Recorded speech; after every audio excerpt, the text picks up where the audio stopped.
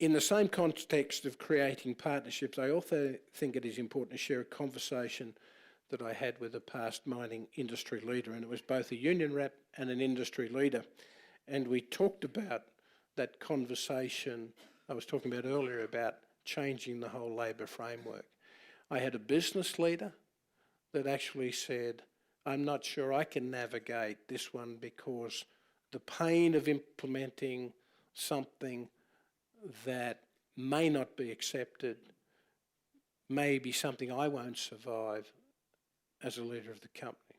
On the other side, I had a union leader who said, well, I might not survive it as a union leader because if I introduce something new to my members that will look different and might be hard to get through, I may have a lot of members who will then go to another union because the other union say, well, I'll leave things as they are, but I'll get you a lot more money. And if I could say this, in my view, both failed the leadership test. If we want to be seen as leaders, we have to put some personal skin in the game and be prepared to lose, and lose personally. Because if we don't, then I think we fail the test of leadership. As an industry, we need to be able to promote confidence and conviction and play our part into the solutions that have to develop with the country. Our solutions must be based on a clear and consistent approach to improving the attractiveness of the country and the industry as an investment destination. In that respect, I do feel it's right and fair to point out that the regulatory framework has become increasingly difficult to navigate and that the industry should show its willingness to work with the government to simplify this framework, and that's the offer we make. Government could play an even bigger role in supporting the industry and to attract investment in mining, not least in providing encouragement to a new generation of business leaders and entrepreneurs. Again, as I said before, however, we cannot reward failure. We must encourage and support success. We've got to get that balance right. Above all, the South African industry has to be more productive. That is, we must produce more product per person employed. If we don't get that equation right, we don't have a future.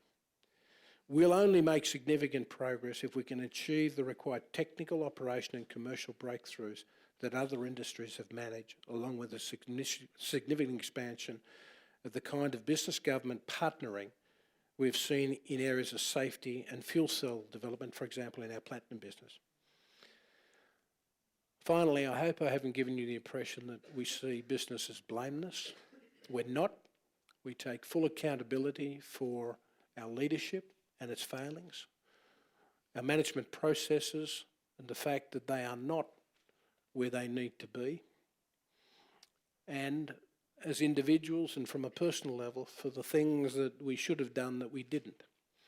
We are open, and very open, to sharing, taking advice and being part of a solution that works for all South Africans. Finally, we need to change the nature of the conversation we have in mining so that all of our constituents start to work together in tackling the constraints that are hampering the traditional powerhouse of South Africa's economy from being globally competitive once again. Only through success will the South African mining industry restore its competitive advantage and be able to attract essential foreign investment.